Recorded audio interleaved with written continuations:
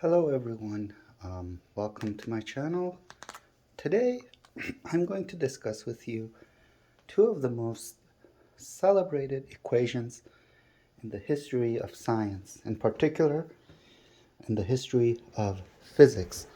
The first of these equations is what I would call a celebrity equation, which is proposed by Einstein. It is the famous, well-known E equals mc squared equation, which tells us that the energy content in an object is equal to its mass times the square of the constant c, which is the speed of light. In fact, this is the mass energy equivalence formula. The second equation we know from classical physics, and we know it as Newton's second law of motion, and that is the fact that the force on an object results in the change in an object's linear momentum. In other words, the time derivative, or the rate in which the momentum of an object changes, is equal to the force exerted on the object. So you can see that both these equations are associated to two of the greatest human beings that have ever walked on the surface of this earth, Einstein and Newton. So what I want to show you here is that you've probably heard that Newton's equations must be replaced by Einstein's equations in general when the velocities of objects are close to the speed of light. Okay, first of all, we must all know that there's a limit to the maximum speed in this universe. And the ultimate speed limit is that of light, which is roughly around 3 times 10 to the power of 8 meters per second, or in other words, 300,000 kilometers per second. This is obviously true in vacuum. Of course, in transparent media, the speed of light becomes slower depending on the refractive index of the material, but we're not talking about those cases right now. So we're assuming that the highest speed that an object can take will never exceed the speed of light. In fact, materialistic objects, objects that are made out of matter, will never reach the speed of light, no matter what amount of energy is poured into them. So often when people look into or start learning relativity, they see this rather interesting relation that gives the modifications or the changes in the mass of an object as it moves. In other words, we have an equation like this in the theory of relativity, which tells us that unlike the main assumptions in classical physics in which we consider mass of an object to not depend on its speed, we know that as an object starts moving with some velocity, shown here by v, its mass will start to change. But since in this equation here, you see that v is compared to the speed of light here, as long as the velocities are not high, are not comparable to the speed of light, it is safe to assume that the mass of an object doesn't change. This m naught is what we call the rest mass of an object. Well, the mass that objects have when they are at rest. But once they start moving, their masses start to increase. Now, the faster they move, the greater this increase in mass. And as they approach the speed of light, you can see from this equation that the mass starts to increase indefinitely. All right, now before we start, I must mention that Newton's laws are not wrong. In fact, we didn't need anything more than Newton's equations in order to land man on the moon, or send space probes to Mars, or let's say space probes such as Voyager to, explore the outer planets of our solar system. So Newton's laws of mechanics are totally accurate, and they are very well established, and they work very fine in ordinary speeds. We don't need anything more than Newton's equations to build, let's say, bridges, skyscrapers, or satellites, sending them in orbit, and so forth. So obviously, we know that Newton's laws work. When Newton's laws start to fail or fall apart is when objects start to move at very, very high velocities, as I said, comparable to the speed of light. Now, in that case, we're not saying that Newton's laws are wrong. What we want to show you is that they can be modified a little bit, modified by introducing this term for mass. Instead of considering our objects to maintain their mass, we introduce this equation here. And if I replace mass in Newton's equations by this term here, then they would be completely consistent with Einstein's theory. Okay, so let us start with a well-known equation which tells us something about the rate of change in an energy of a body or a system. This equation mathematically can be written in this term. The derivative of the energy of a body, meaning the rate in which the energy of a body changes, we all know that that equals to the force exerted, or the forces exerted on the body, dot producted into the body's velocity. In other words, this is the definition of power. The power delivered to a system is nothing but the force on the system, the force exerted on the system, dot product into its velocity. Now, what we're going to do is I'm going to take this E here, which represents energy, and I'm going to replace it by mc squared according to Einstein. So what I get is the time derivative of mass times the square of the speed of light. And on the other hand, I would take this F here and replace it by Newton's second law, which gives us the time rate of change in the linear momentum of an object, and that dotted into V. Now, incidentally, we all know that the linear momentum of a body is defined as its mass times its velocity. Right? Now, in Newtonian mechanics, we usually consider mass to be constant. I mean, in other words, it is independent of speed. That's the main assumption.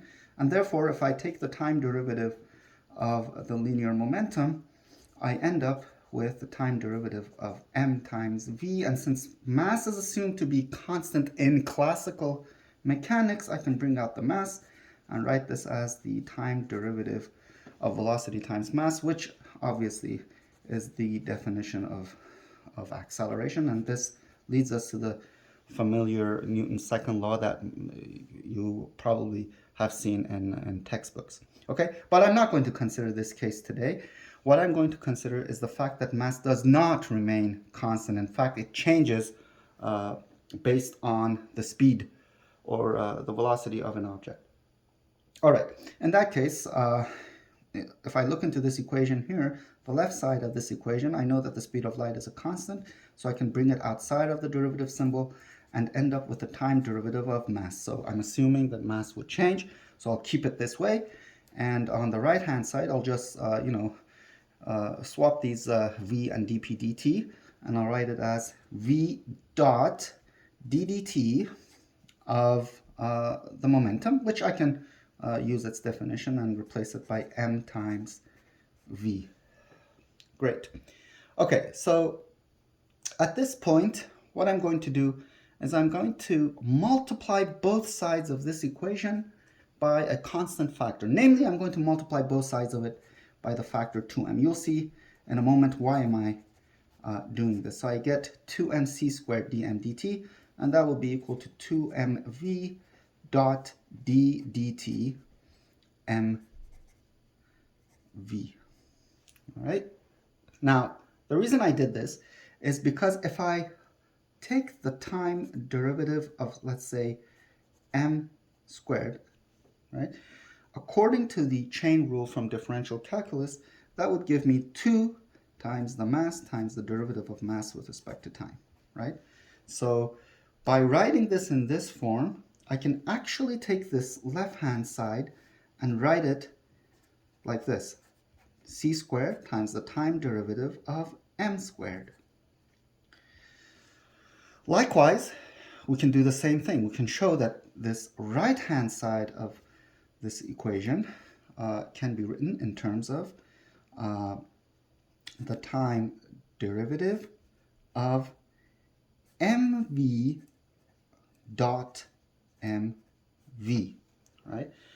In another video, I would show why the dot product, I can write this in this form, but it's essentially the same as the scalar m squared that we saw here. All right, now a product dotted to itself gives us the square of its norm. In other words, this would turn into the time derivative of m squared v squared. Now on the left side, I know that c is a constant, so I can bring it inside the derivative operation and write it as d dt of m squared c squared. So if I look into these equations, I find two derivatives with respect to time that are equal. Well, the next step is to integrate both sides, right? When I have two derivatives that are equal, then the quantities that are after the derivative symbol, they would differ by a constant according to the fundamental theorem of integral calculus. So if I integrate both sides of this equation, on the left side I end up with m squared c squared. On the right side I end up with m squared v squared plus a constant, right? Because it's an indefinite integral, right? So we end up with m squared c squared equals m squared v squared plus a constant a. Now in order to determine this constant, I would look at the special case in which the velocity of an object is 0. If the velocity of an object is 0, I know that the object is at rest, right? That's what means by that's what we mean by a body at rest. It means it's not moving. So if the velocity is 0, I can replace the mass by its rest mass, and the above equation would turn out like this. We will have m0 squared, or m naught squared c squared equals m naught squared times 0, which gives me 0 plus a. So my constant turns out to be a. Now I'll rewrite this equation now that I know the constant. Okay, so you can look at, I'll keep it right here so you can see. So the constant being m naught squared c squared, if I plug it back into the equation, I end up with m squared c squared equals m squared v squared plus a, which is m naught squared c squared. Okay, I take this first term on the right hand side of the equation, move it to the left, and I factor an m squared. So I end up with m squared c squared minus v squared, and that equals to m naught squared c squared. Now, if I divide both sides by c squared minus v squared, I end up with an equation for my square of mass. The square of mass equals the square of my rest mass times c squared divided by c squared minus v squared. I can divide both sides by c squared minus v squared because this is in general a number other than 0, right? It cannot be 0, right? Okay, so I can do that. Now, if I look into this, I'm going to slightly modify this right side by dividing the numerator and denominator by c squared. So I end up changing this into this form. We'll have m naught squared c squared divided by c squared gives me 1, and then the denominator will do the same thing. So we have c squared minus v squared divided by c squared. One more step in the details of the calculations makes this look like this form. So I have c squared over c squared, that gives me 1, minus v squared over c squared. I'll keep it this way. So my mass squared equals the rest mass squared divided by this 1 minus v squared over c squared. One more step, and that is to take the square root of both sides to end up with an equation for mass. So the mass of my body would be the square root of m naught squared, which gives us the rest mass, divided by the square root of 1 minus v squared over c squared. And this was the result that we were looking for. Now, what is the message of this short video is that you don't need to throw away Newton's laws of mechanics, really. I mean, some of my students, they always think that, okay, Newton's laws, we have to just put them aside and then work with Einstein's laws in order to get the correct picture. This is not absolutely true. As I mentioned at the beginning of this video, Newton's laws work perfectly fine for ordinary velocities. The only thing that we really need to do if we want to consider cases in which we enter the realm of relativity is to take mass and replace it by this. Then if I do that in all of Newton's equations, then they would be completely consistent with the Einsteinian mechanics, which is the theory of relativity. Just incidentally, nowadays in most scientific literature on relativity, we tend to multiply both sides of this equation by the vector v to find an equation which shows how the momentum of an object changes once it moves. And for that, we can define the momentum, the relativistic momentum, to be m times v, according to the definition of momentum. And in this case, it will be m naught v divided by 1 minus v squared over c squared. All right. Now, what is the importance of this equation E equals mc squared that we started with? This was Einstein's brilliant piece of assumption that he made, really, and it shows how genius this person was. It has a lot of applications in our world, and a lot of physics of massive objects and high speeds. All those phenomena can be actually sort of sorted out using this equation. You can understand most of the large-scale universe if you consider the special theory of relativity based on this equation. I'm just going to give you one simple example of how important this equation is. For many years, there was a problem that puzzled most of the scientists, and that was what is the source of the energy of stars, including, let's say, the sun. Nowadays, we know that what's going on in the core of stars, such as our sun, is due to the immense amount of pressures and temperatures at the center of our star. Hydrogen atoms, or to be more precise, hydrogen nuclei, which compose most of the material of the sun, under those extremely high temperatures and pressures, 4 of these hydrogen atoms or hydrogen nuclei. In the core of the sun, there are no atoms. Electrons are simply ripped off the atoms. So 4 hydrogen nuclei, they get fused together in a process that we call nuclear fusion. And what remains from them is that they produce a helium nuclei, or in other words, an alpha particle. Now, if you measure the mass of a helium nucleus and compare it with the mass of 4 hydrogen nuclei, you would find out that there is that the mass of the helium nucleus is slightly less than that of 4 hydrogen nuclei combined. Now, where does this amount of mass go? It appears to be disappeared, but according to Einstein's equation, this lost mass has been actually completely transformed into energy. In other words, if there was some lost mass delta M, which happens in this nuclear fusion, all of this delta M is actually converted to some amount of energy according to the equivalence of energy mass proposed by Einstein. Now, it's interesting to know that every single second, about 450 million tons of hydrogen is being fused into helium in the sun's core. and we have almost an infinite supply of hydrogen in stars. That they're very huge and they're very massive. So for instance, our sun has been around for about 5 billion years, and we believe it will continue to be around in its main sequence for another 4 to 5 billion years.